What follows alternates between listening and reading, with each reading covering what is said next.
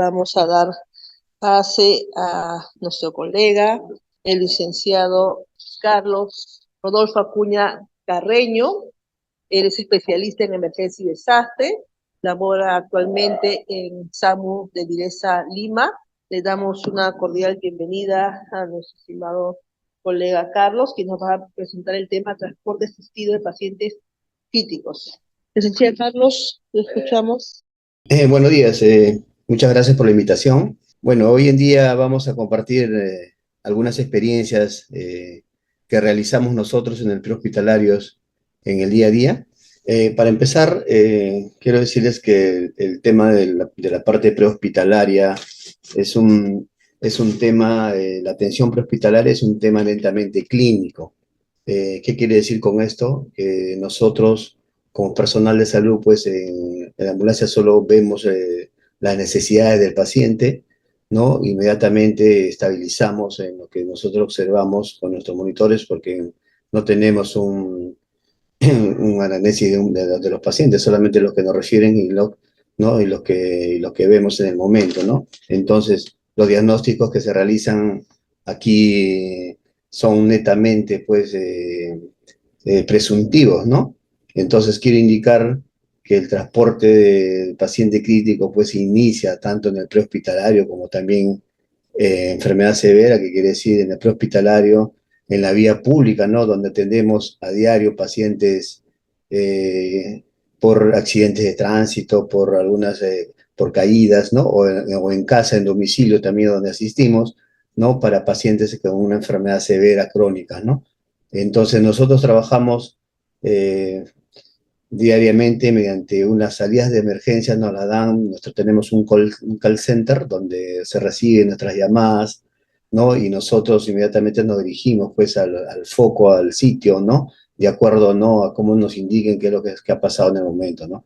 En el momento cuando tenemos accidente de tránsito, lo que hacemos en primer lugar en la vía pública, es inmediatamente estabilizar a los pacientes, ¿no? Y luego insertarlos pues en nuestras ambulancias para poder trasladarlos a los nosocomios más cercanos, ¿no? En este caso, muchas veces tenemos ese tipo de problemas, ¿no? Porque hay personas, ¿no? Familiares que piensan que nosotros en el momento de llegar a atender a los pacientes es venir y trasladarlos inmediatamente, ¿no? Cosa que no es así. Nosotros tenemos personal capacitado y tenemos una ambulancia también preparada ¿no? Para poder estabilizar, ¿no? Porque igualito, ¿no? Cuando vamos a domicilio también, lo que hacemos nosotros hacemos un acto clínico, ¿no? Donde, donde se refiere a los pacientes si es que lo necesitan, ¿no? O también podemos atenderlos en domicilio si es que no son necesarios su traslado. Bueno, lo trasladamos al servicio de emergencias, ¿no? O a shock trauma, o ¿no? A donde amerite el paciente, ¿no? Por eso que nosotros siempre decimos que a veces la atención prehospitalaria, ¿no? Es un poco, a veces, poco complicado, ¿no? Pero es el trabajo netamente que nosotros realizamos y para eso siempre estamos entrenándonos y capacitándonos siempre para poder atender en forma, ¿no? Con una calidad de atención, ¿no? Que todos los pacientes realmente lo merecen, ¿no? Esta normativa técnica, que es la 051 del Ministerio de Salud del año 2006, pues aquí nos hablan justamente, ¿no? Del transporte asistido público con una sola finalidad, ¿no? Mejorar la calidad, ¿no? La calidad de atención a nuestros pacientitos que tenemos en forma a diario. Aquí nos habla pues de la parte ¿no? La parte técnica, ¿no? De la parte técnica de las ambulancias, tanto también del personal que debe ir, ¿no? Por calificación de ambulancia. Nosotros somos una ambulancia tipo 3, tiene nuestro SAMU, tiene ambulancias tipo 3, que quiere decir que de acuerdo a esta clasificación, las ambulancias varían, pues de acuerdo, ¿por qué? Porque tiene equipo y medicinas para poder atender pacientes críticos. Está en esta normativa, ¿no? Del año 2006, como le decía, ¿no? Y también está de la forma correcta, como deben estar en su parte técnica, en su parte, ¿no? En la parte mecánica de las ambulancias, como también el personal, la cantidad de medicinas, equipos, todo está estipulado en esta normativa, ¿no? Eh, por eso le digo yo, los consejos que le puedo dar yo como personal de salud, de prehospitalario, pues que siempre cuando se realice un traslado, siempre consulten con sus políticas locales, ¿no? Para que no tengan problemas. Porque siempre también nosotros hemos aprendido eso, pero hoy en día estamos basándonos ya, como estamos mejorando también, siempre mejoramos, ¿no? Porque muchas veces hemos trasladado pacientes también, a veces desconociendo, ¿no? Nosotros hacemos una culpa también, pero hoy en día todo está estipulado, el tipo de paciente que vamos a trasladar, todo lo dice aquí la normativa, ¿no? De acuerdo a la calificación del tipo de ambulancia que nosotros trabajamos, ¿no? En el día a día. Esta es una guía de valoración de los pacientes que nosotros atendemos en el prehospitalario, ¿no? Donde nos habla, ¿no? Vemos unas siglas, A, X, A, B, C, D, E, ¿no? Son las guías mayormente que estableces las normas, los cursos de entrenamiento, como son el BLS, el PHTLS, la CLS, ¿no? Donde habla de cada proceso, qué es lo primero que debemos atender ante un paciente, ¿no? Que encontramos, ¿no? O sea, a veces cuando es un paciente es muy diferente atender a un paciente por accidentado que un paciente crítico. Lo primero que hacemos nosotros es, en el caso de un paciente accidentado, ¿no? Lo que primero, si tiene hemorragias, lo que primero que debemos realizar es controlar las hemorragias en pacientes accidentados, ¿no? En caso de pacientes críticos, la vía aérea, que es muy importante, ¿no? Tenemos que mantener la vía aérea, porque recordemos que los pacientes que son críticos, ¿no?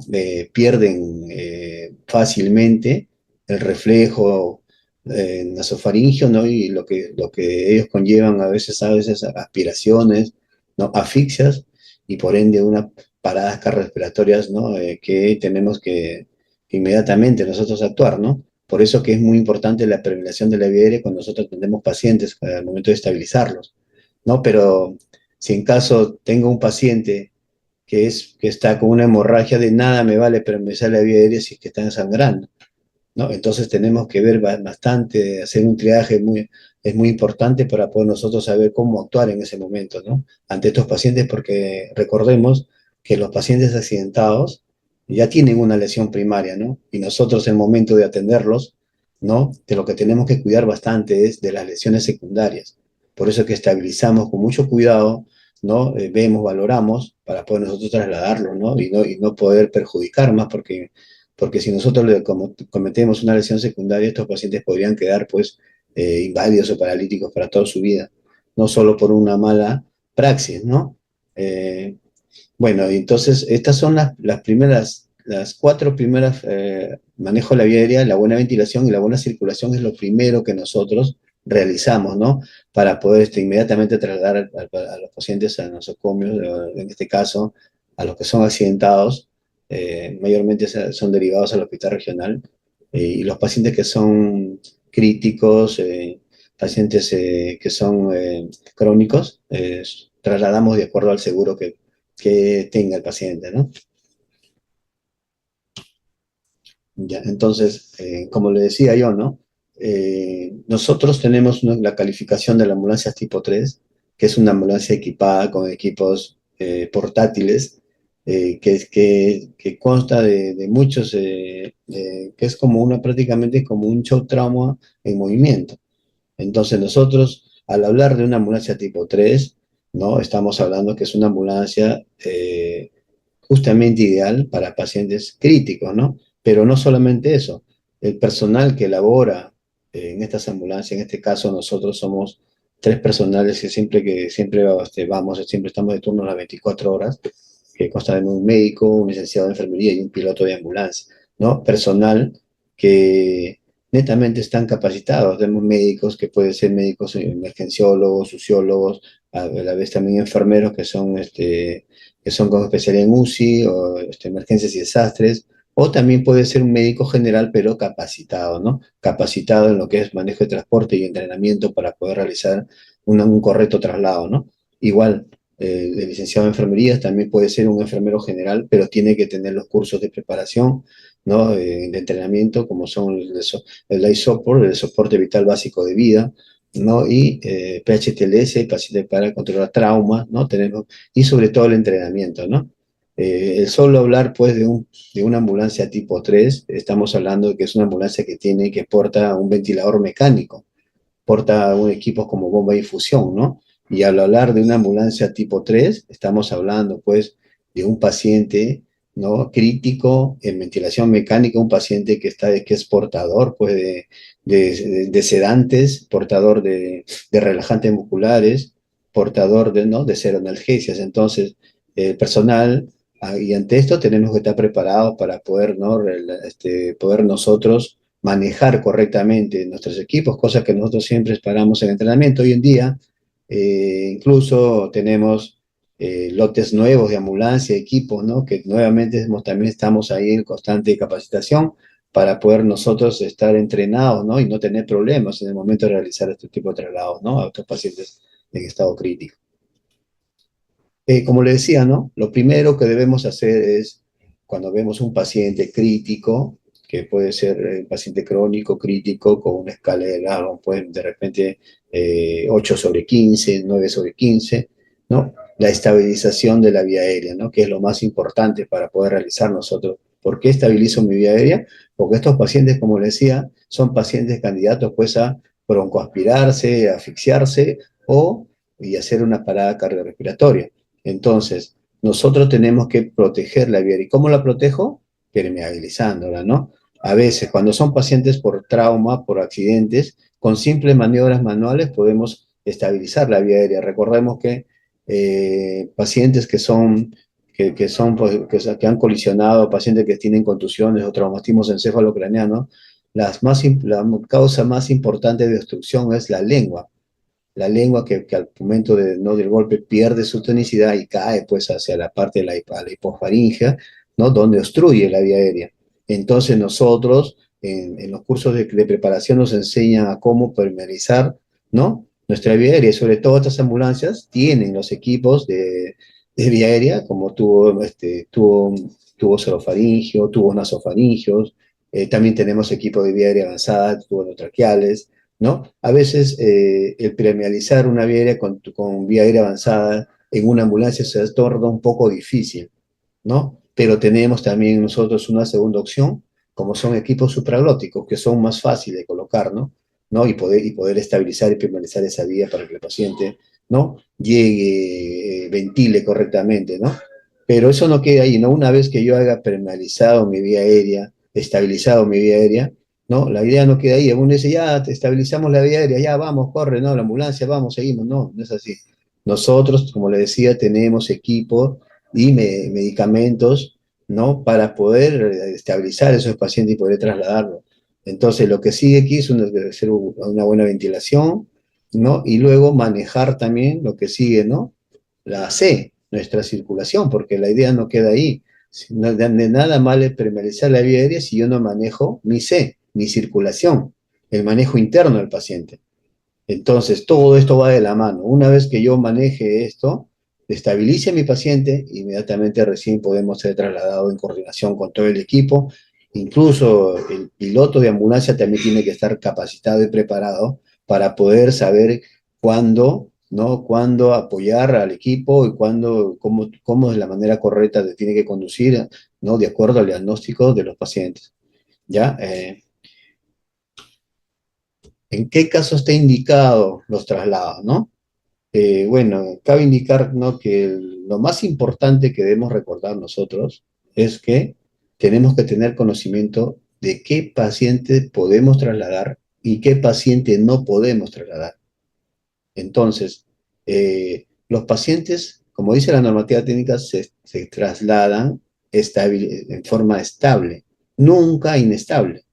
Entonces, lo que yo quería decir es que todo tipo de traslado que sea interhospitalario, ¿no? De casa o por referencia, traslado intrahospitalario, tienen el mismo criterio, tienen ¿no? El mismo fin. Entonces, lo que se busca en un paciente para trasladarlo es, lo primero, es incrementar su nivel de atención, ¿no? incrementar el nivel de atención de los pacientes, es lo que se busca, ¿no? Pero esto lo buscamos siempre y cuando todo paciente que va a ser trasladado en una ambulancia corre un riesgo, pero el riesgo que yo que se encuentran de estos pacientes, que se van a afrontar estos pacientes, el beneficio tiene que ser superior al riesgo, ¿no? Del paciente que vamos a trasladar, ¿no? En este otro caso se está indicado en intervenciones terapéuticas, ¿no? En este caso, pacientes que trasladamos muchas veces hacia la capital, a otros nosocomios de otros niveles, ¿no? Para poder nosotros que realizar intervenciones de repente terapéuticas como colección de válvulas cardíacas, pacientes también que van por intervenciones diagnósticas, como por ejemplo para toma de resonancias magnéticas, tomografías, ¿no? Para pacientes por cuidados paliativos, también en este caso, ¿no? Que necesita incrementar su nivel porque de repente el paciente oncológico necesita ser trasladado a los hospitales, pues netamente que tienen nivel oncológico, ¿no? Entonces estos pacientes necesitan realizar los cuidados, de repente las medicinas que ya no les favorece lo que tenemos acá, entonces tienen que realizar un traslado hacia la capital, ¿no? Entonces ellos necesitan incrementar su nivel de atención. ¿En qué caso está contraindicado? Bueno, mayormente nosotros como personal de salud prehospitalario consideramos que más importante que las indicaciones son las contraindicaciones, porque justamente es aquí donde vamos a ver los riesgos, ¿no? A los que nos vamos a afrontar nosotros como personal de salud. Porque recordemos, ¿eh? Las ambulancias para atender es un ambiente hostil. Entonces, y mayormente ocasiona un montón de riesgos. Entonces, tenemos que ver en qué caso nosotros vamos a poder, está contraindicado trasladar a un paciente. Por ejemplo, pacientes no salvables, pacientes con diagnóstico, ¿no? Con diagnósticos presuntivos que son ya pues no salvables, ¿no? Que tienen mal pronóstico. Entonces, de nada, de repente yo al trasladarlo puedo hacer un daño en lugar de favorecerlo. Entonces tenemos que ver, ¿no? Estos pacientes, en todo caso, se puede trasladar, pero no se tiene que cambiar pues, su diagnóstico, tiene que cambiar su forma, su estado hemodinámico para poder trasladarlo. Por el momento no son recomendables trasladar a pacientes que no se consideran pues, salvables, ¿no? Los pacientes también, hay muchos pacientes, esto ocurre mayormente a nosotros siempre en el día a día, los pacientes que están en paro, pacientes que en reanimación, ¿no? A veces nosotros cuando nos llaman, digo que desde que ocurre un paro cardíaco, dicen las normas muy claras, las normas del BLS, ¿no? ¿Qué tenemos que hacer en un paciente con reanimación? Lo primero es cumplir con el ciclo de reanimación. No lo podemos trasladar porque recordemos, estos pacientes están en paro, están fallecidos, ¿no? Y están en un tiempo, que pues nosotros tenemos un tiempo para poder realizar maniobras de entrenamiento y tenemos equipos como el desfibrilador externo automático para poder realizar la atención en foco, donde se encuentre, sea en vía pública o sea en domicilio, ¿no? Entonces tenemos que hacer nuestros ciclos de reanimación primero. Si este paciente no sale, desde el momento que nos han llamado, el momento que hemos llegado, hasta el momento que hemos atendido, probablemente ya ha pasado más de media hora. Si el paciente no sale, pues se declara fallecido, ¿no? Pues se declara que ya este paciente ya no se puede trasladar porque está fallecido, ya no hay opción, ¿no? Incluso los mismos desfibriladores que colocamos, ¿no? Te botan en asistolia, te botan, ¿no? Que no hay ritmo, que no tiene ritmo. Entonces, realizamos las maniobras de RCP y no conseguimos ritmo, ¿no? En todo caso ya no son trasladables. Mucha diferencia es que a veces también hemos tenido pacientes que hemos sacado en reanimación, ha salido, entonces inmediatamente ahí sí se traslada a estos pacientes, pero antes no, si no se procede, si no hay algo positivo para poder trasladarlo, no hay, solamente se declara, ¿no? como fallecido. También algo muy importante, las hipoxias no resueltas tampoco, no se trasladan pacientes así. Pacientes que tienen alta mortalidad bajo beneficio, como le decía, ¿no? Otras cosas muy importantes también son, cuando tenemos traslados, las resecciones no confirmadas, ¿no? Justo le decía al iniciar la capacitación que primero consultar ¿no? con sus políticas locales, ¿no? Porque muchas veces también hasta nosotros hemos tenido problemas porque hemos trasladado pacientes también, ¿no? Sin estar confirmadas, sin estar coordinados, sin tener una restricción. Y lo que cosa hemos conseguido, que nos devuelvan al paciente. Y entonces, ¿qué perdemos acá? Logística, porque de repente el paciente va con oxígeno, no sé, se gasta tu oxígeno, ¿no? Entonces se ve complicada nuestra logística y a la vez, ¿no? Retornar al paciente. ¿Cómo que hacemos con este paciente? Todo por no haber hecho una correcta correlación, ¿no? Mayormente esto nos pasó, pues, ¿no? Muchas veces nos ha pasado, ¿no? Por algunas indicaciones mal hechas, ¿no? De repente, por desconocimiento, ¿no? Entonces, de llevarlo al paciente que te van a recibir, eso no es así. Si el paciente está crítico y no tiene un lugar, una cama, un sitio donde poder, o no tiene el personal de salud, no ha sido advertido de que estás llevando un paciente crítico, sencillamente muchas veces no nos han recibido, nos han regresado. Entonces tenemos que confirmar la resección, confirmar la cama, confirmar el punto de oxígeno de repente donde va a ser trasladado, porque mayormente estos pacientes salen pues de acá, de la SUSI de los hospitales, y lo tienen en la capital cuando no existe, no cama, no existe, lo tienen ahí, en un tópico, de repente te lo regresan porque te dicen sencillamente no está coordinado. Ya entonces hay que tener bastante cuidado con esto, ¿no? Entonces, todo paciente que se traslada, sobre todo a la capital, tiene que ser confirmada su recepción. ¿Y para qué? Justo nosotros en el SAMU tenemos un personal que se encarga de esto, de esta coordinación. ¿No? Una vez, incluso por correo electrónico, mandan la confirmación y podemos nosotros recién realizar nuestro traslado, ¿no? Lógicamente, pacientes violentos, agitados, tampoco podemos trasladarlos. Es preferible y mejor manejar, en primer lugar, el delirio, la agitación, manejarlo primero y luego por este lado, porque imagínense trasladar a un paciente, ¿no? Donde podemos sufrir, muchas veces pacientes son algunos psiquiátricos, otros son violentos y no podemos tener a veces, o hemos tenido agresiones en las ambulancias contra el personal médico, contra el personal de enfermería, contra el personal piloto, ¿no? Entonces estos pacientes muchas veces una vez que podemos apoyamos, pero el apoyo siempre lo hacemos con la PNP o el serenazgo. Nosotros entonces ahí podemos de repente poder calmar a ese paciente, de repente poder administrar algo para que se calme y una vez luego pedimos el apoyo y podemos trasladarlo, ¿no? Antes no. Pacientes, como le decía, pacientes que tienen una estabilidad hemodinámica severa, no se traslada a no ser que cambie su diagnóstico, ¿no? Que cambie su diagnóstico de estos pacientes. Eh, el riesgo de un paciente durante el transporte, claro, va a ser lógico, va a haber un riesgo, ¿no?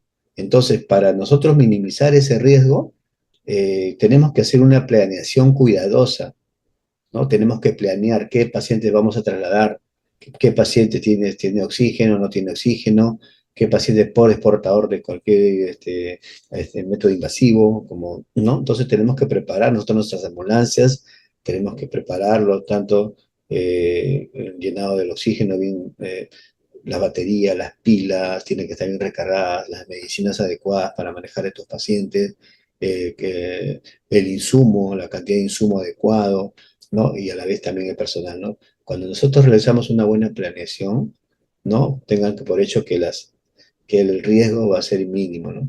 Mínimo para poder nosotros sobreponernos, ¿no? Pero muchas veces, sobre todo hemos pasado, ¿no? Tiempo de la pandemia, COVID, mayormente trasladamos pacientes que estaban con oxigenoterapia, ¿no? Y a veces teníamos que llevar más balones de oxígeno, ¿no? Para poder trasladar, porque los balones de nosotros se nos acababan de las ambulancias, entonces tenemos que planear adecuadamente el uso adecuado de tanto el personal calificado que va a ir como los insumos, materiales, medicinas que vamos a trasladar también. ¿Ya? En los riesgos, los más comunes son, que ocurren en los riesgos son las complicaciones técnicas, ¿no? Esto es lo más común a veces. ¿Por qué? Porque aquí justamente a veces tenemos equipos que están fallando, no nos damos cuenta, personal que, no, que va al traslado desconoce la forma correcta de cómo manejar un equipo.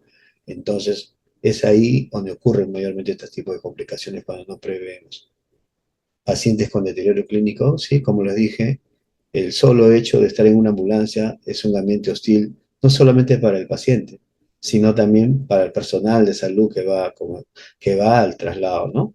Entonces, estos pacientes que están hemodinámicamente inestables, eh, tenemos que movilizarlos con mucho cuidado, ¿no?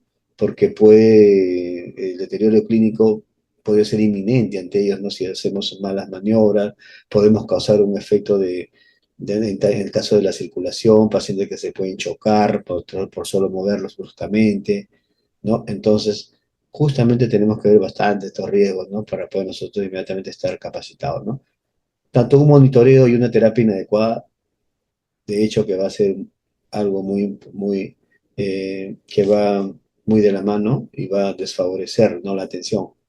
A veces el tener pacientes críticos y no estar conforme el monitoreo como debe ser, que esté con su monitor, con su dirección de EKG, las terapias, muchas veces estos pacientes críticos necesitan terapias avanzadas, dosis avanzadas. Entonces, y el riesgo, ¿no? De complicación se hacen mayores. Entonces tenemos que tener mucho cuidado en esta parte, ¿no? Sobre todo para poder nosotros estar, eh, si manejamos correctamente todo esto, podemos nosotros solucionar inmediatamente, ¿no?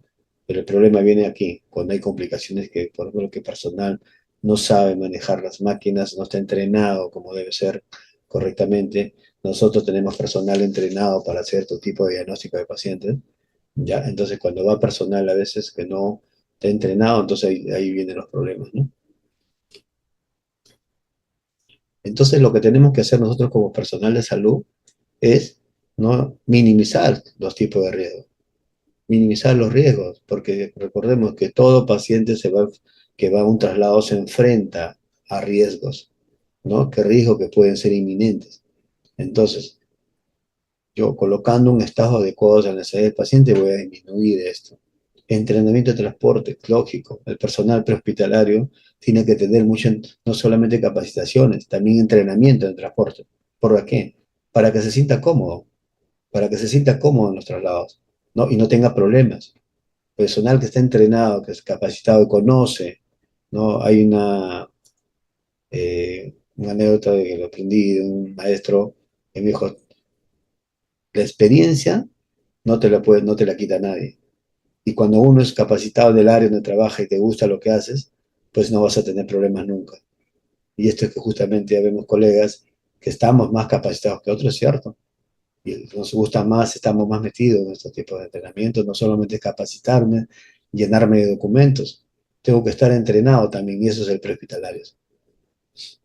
Tenemos tener un protocolo de transporte, sí, nosotros lo tenemos un protocolo para hacer el antes, durante y después de cada traslado.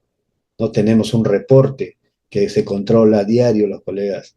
Controlamos a diario nuestras ambulancias, equipos bien cargados, bien con baterías, todos los equipos que estén funcionando correctamente, las medicinas, los materiales, todo correcto. Tenemos un protocolo para qué, para realizar un antes, un durante, ¿no? El trabajo que se hace, ¿no? Relativo del trabajo del traslado y después de haber entregado, ¿qué hacemos también? Volver nuevamente pues, a recargar nuestros equipos, nuestro oxígeno, todo dejar nuevamente operativo. ¿Para qué? Para realizar el siguiente traslado, otro traslado, ¿no?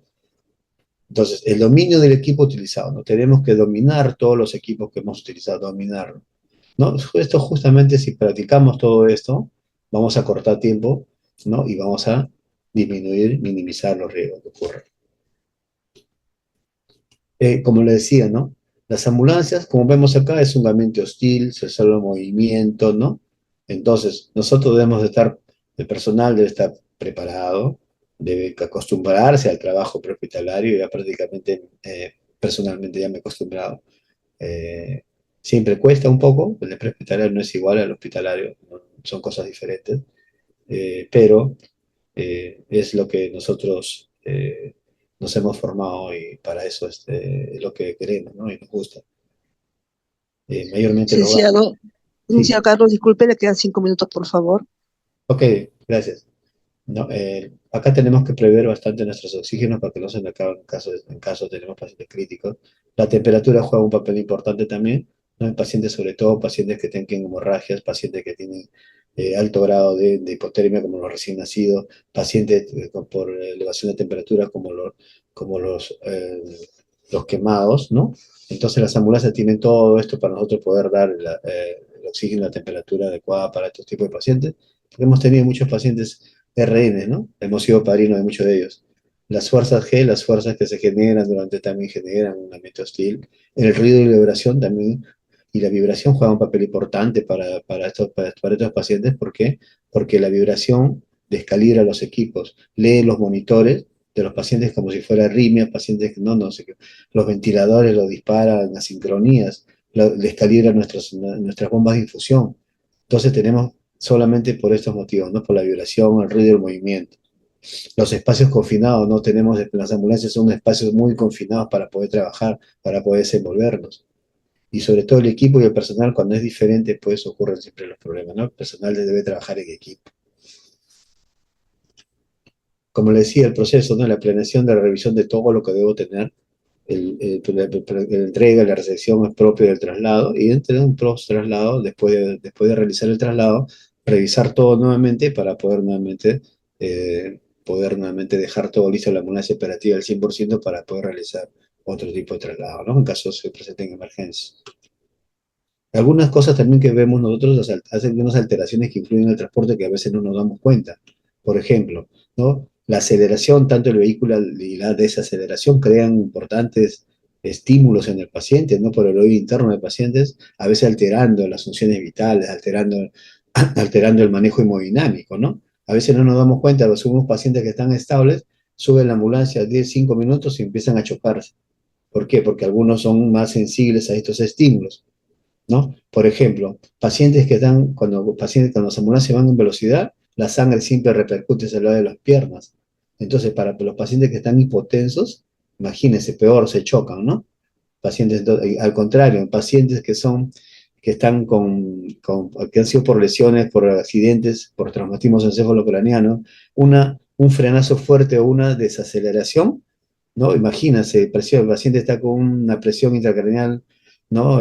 Grande, imagínense que esa sangre suba nuevamente, entonces para ellos es más, el desplazamiento de la sangre, ¿no? Altera más en ellos, ¿no? Su condición. Entonces, estos efectos pueden causar, ¿no? La aceleración de hipotensión, como le decía yo, pérdida de conciencia y pacientes hipotensos, ¿no? Pacientes con choque hipovolémicos y cardiopas también son más sensibles cuando las ambulancias aceleran para llegar a su destino. En caso de la desaceleración, crea esto por la hipertensión arterial. Imagínense pacientes que están, ¿no? Con una presión intracraneal, ¿no? Los traumatizados, los traumatismos, por ejemplo, pueden aumentar sus lesiones, ¿no? También pueden haber, de acuerdo a una serie de desaceleración, pueden haber desprendimiento de órganos. Como dije, empezando la exposición, todo nuestro tratamiento nosotros es clínico, no vemos qué está ocurriendo con el paciente. Puede tener lesiones internas y no conocemos. Entonces tenemos que ver todo este tema también, los efectos que provocan también el trasladar a esos pacientes en ambulancias, ¿no? La altitud también juega un papel importante, ¿no? Además de altitud, el oxígeno es menos, ¿no? Los pacientes aumentan el gasto cardíaco, ¿no? Hay más complicaciones, ¿no? Pacientes con insuficiencia respiratoria, shock hipovolímico son los más susceptibles a esto, ¿no? Como dije, las vibraciones son repercusiones en nuestros monitores, ¿no? Hay falsos, no falsos trazados de EKG con falso diagnóstico, ¿no? Entonces tenemos que tener mucho cuidado para este tipo de pacientes, ¿no? La temperatura también, como le decía, ¿no? El frío, el calor también juega papel importante, sobre todo en los recién nacidos, ¿no? Y los gran quemados, ¿no? Estos pacientes tenemos que tener mucho cuidado cuando manejemos estos tipos de pacientes. Algo que aquí les comparto algunas posiciones, ¿no? De cómo se debe trasladar al paciente de acuerdo a su diagnóstico. Para un politraumatizado siempre se traslada así con la cabeza hacia la marcha, siempre, ¿no? De cúbito supino, ¿no? Siempre se traslada un paciente traumático empaquetado de esta forma, ¿no? Pacientes con dificultad respiratoria, como el patrón respiratorio alterado, se traslada de esta forma, ¿no? Pacientes con edema de pulmón, así de esta forma, ¿no? Con las piernas hacia abajo colgados. Lo bueno es que estas ambulancias están, las camillas, no podemos nosotros poder seleccionar la forma de traslado, nos ayudan bastante, ¿no? Son fáciles de manejar y prácticas, ¿no? De esta forma, con los pacientes que están con hipotensión, también podemos colocarlos, ¿no? Con sospecha de hipertensión intracraneal también, de esta forma, ¿no? Para pacientes que están en parto inminente, también tenemos para poder trasladarlos, ¿no? Aquí prácticamente está esta exposición, ¿no? También tenemos, las ambulancias son equipadas para esto también. Y para pacientes que tienen desplazo del cordón umbilical, ¿no? Porque aquí, por gravedad, puede caer el recién nacido, ¿no? Entonces es preferible ponerlo en esta posición, ¿no? justamente las personas que tienen el cordón umbilical, ¿no? Para alejarla del cordón sobre todo. Algunos equipos que cuentan las ambulancias, que bueno, tenemos de todo, monitores, medicinas, todos están clasificados, ¿no? Maletines, tenemos maletín de trauma, maletín de abordajes, ¿no? Maletín de enfermería, de gran quemados, ¿no? Tenemos justamente lo bueno que tenemos las ambulancias, ¿no? Están listos y equipadas para poder atender, ¿no? Aquí tenemos un maletín de drogas, también tenemos un maletín de todo de lo que son vías aéreas avanzadas, ¿no? Tenemos nuestros equipos, monitores, desfibriladores, ¿no? Bueno, en conclusión, quería indicarle que el transporte interdisciplinario no significa trasladar a un paciente a otro hospital lo más antes posible. Nunca está justificado precipitar el transporte de un paciente inestable, ¿no? Hay que estabilizar primero. Si es posible que el paciente peore, sí, podría ser de repente, pero como le decía, hay que minimizar esos riesgos de que empeore el paciente con una correcta planeación. Durante los trabajos grandes los problemas suelen derivar de pequeños problemas no previstos inicialmente, ¿no? Si no prevés, vas a tener problemas siempre. El transporte ideal, ¿no? Es aquel que en las actuaciones son mínimas o nulas, ¿no? Es un transporte ideal. No dura nada eternamente, hay que prever oxígeno, baterías, todo tenemos que estar cargados si queremos nosotros no tener problemas en el momento de ir, ¿no? De estar, de ser parte de un traslado, ¿no? Confirmar las recesiones, confirmar siempre, no se olviden, ¿no? Y con esto quiero terminar. Muchas gracias por haberme invitado. Bueno, muchas gracias por este tan evento académico. Gracias al Consejo Regional. Muchísimas gracias, estimado colega Carlos Acuña, por su presentación el día de hoy. Es un tema muy interesante y traemos su amplia experiencia en los universidades. Muchas gracias, estimado colega.